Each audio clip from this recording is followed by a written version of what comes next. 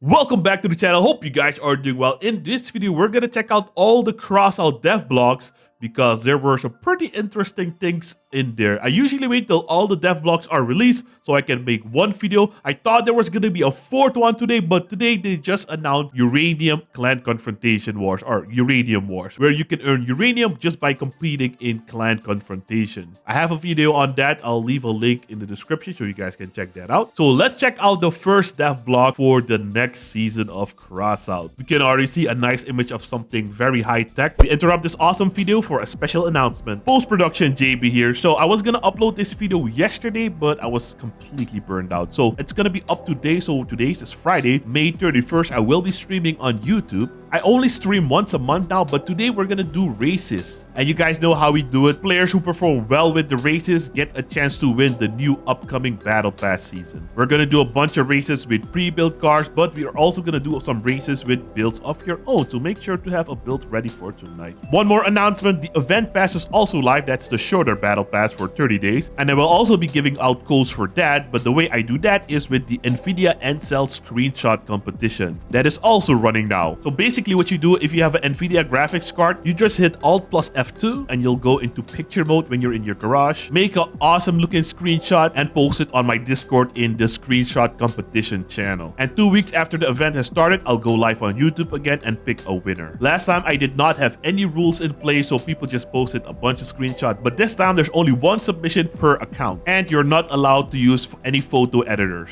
I think anything else should be fine. So I just wanted to mention that. So now let's continue on with the video. The first thing they announced is a legendary recharge booster. This highly useful module will become the last in the line of boosters from the KA1 discharger to the KA2 flywheel. So we're not getting a relic reload module. What?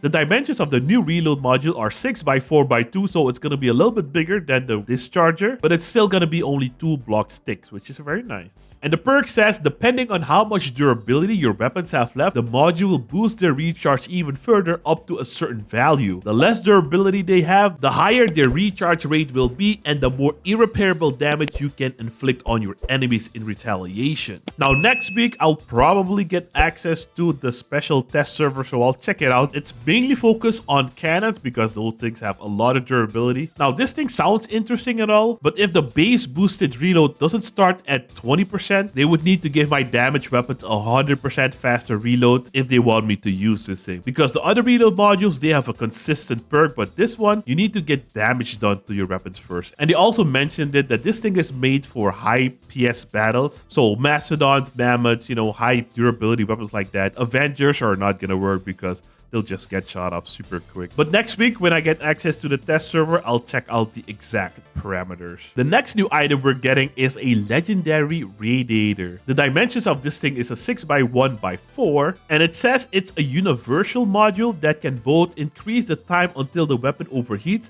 and also speed up their cooldown. That's interesting. And the perk says the longer you can conduct continuous fire, the higher the additional cooldown speed for all weapons will be upon the next overheat, up to a certain value, of course. So this is gonna be a must for automatic weapons. Cyclones, Arbiters, Equalizers, Auroras. Oh man. I hope with this new module we can see a comeback with those KTM banana style minigun builds. And at the end of part 1, they also show some structural parts of some futuristic spaceship type deal. This whole new season gives me Dawn's Children's vibes, like real high-tech weapons and stuff. So very, very interesting. So this is part 1. In part 2, the first thing they announced is a heavy wheel, which doesn't even look like a wheel. It's not even round. It just looks like metal plates or disc plates welded together. So this is going to be an epic movement part with high durability. And the perk says, each enemy wrecked near you will nourish the movement parts and help restore their durability. So that's an interesting perk. Self-healing wheels. Huh. It's gonna be interesting to see how these perform. Next up, next up, we have a spider drone. That is interesting. Brace yourself, arachnophobes. You may have gotten used to large spider-like armored vehicles, but now small, nimble spider drones? Yeah, dude, that's crazy. So this is gonna be an epic drone. It will be inside of a box, just like the Fuse drone, and it looks like it has a small Aurora up top.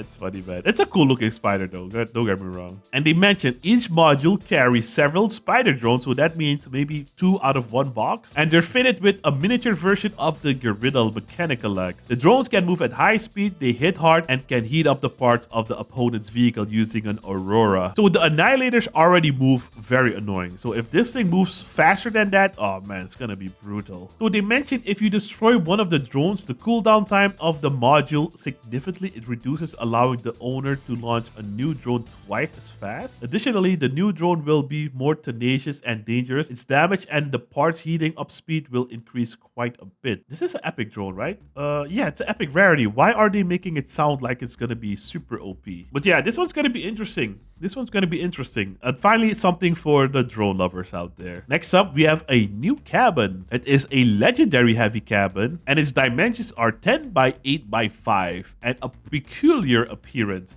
Yeah, it looks kind of funky. The tonnage and mass limits of the new cabin exceeds those of the Yokozuna. And they say the perk of the new cabin will be very familiar to those who already used those cabins in battle. I don't know what they mean by that. Oh, okay, here we have the perk. The perk activates a time bonus and launches up to 3 drones that follow nearby allies. But while the Yokozuna bonus affects power and speed and the cohort boosts damage resistance, the new cabin will increase something you can forgive a lot for: the damage of your weapons. Hardly anyone will be able to say no to such a bonus. So get ready to become a very valuable ally in any battle. Oh man.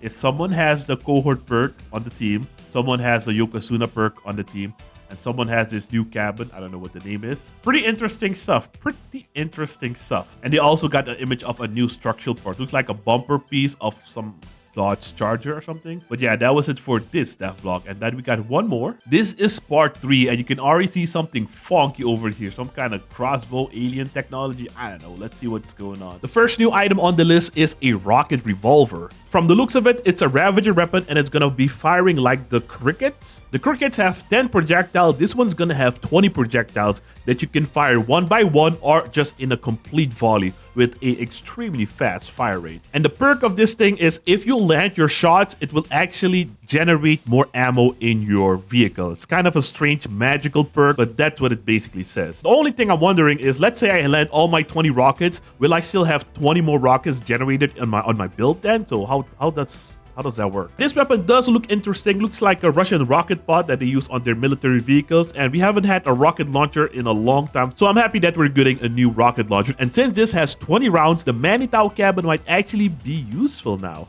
So the next one is a very interesting one. The new energy weapon. This thing looks really weird. So basically with this weapon, it's gonna fire a projectile. I'm not sure if it's gonna be a big projectile or small projectile, but it's gonna go completely straight, so 100% accuracy, but you can shoot it down. And the more damage it's done to the projectile, the less damage it will do when it makes contact to the enemy. Depending on how much damage a single projectile can do, looking at the description, I think it might pass through an enemy's build if it doesn't have a lot of durability to stop that projectile and go to another target. If that's the case, that's gonna be kind of cool, but maybe also kind of busted. Besides the cabin, usually nothing passes through cabins. Furthermore, they mentioned this weapon is going to be classified as one of those big, massive weapons like the Kaiju Avalanche, the Thyrsus, so it's probably going to use 12 energy. So, you know, usually the 12 energy weapons are quite powerful. So I'm assuming this weapon is going to be quite big, so the projectile might also be quite big. I think the projectile might fly the same rate as the avalanche cannon because you need time to react to shoot it, and if it's going to be like a scorpion, that's way too fast. So I don't know, we'll see, we'll have to see. And then we get to see more structural parts. These look like solid gun mounts. So yeah, that was it for this devlog. This one was a short one. So yeah, a lot of stuff is coming next week. Let me know what you guys would like to see first. Next week is going to be a very busy week. I'm going to try to cover it all for you guys. And yeah, this season looks very interesting. The balance changes, not so much. Anyways, I hope you guys enjoyed the video. If you did, I hope I heard a like and a subscription to the channel. If you guys want to see more, you can click on one of these 2 videos here, and I'll see you there in a minute. Thanks for watching. Have a great day. Peace.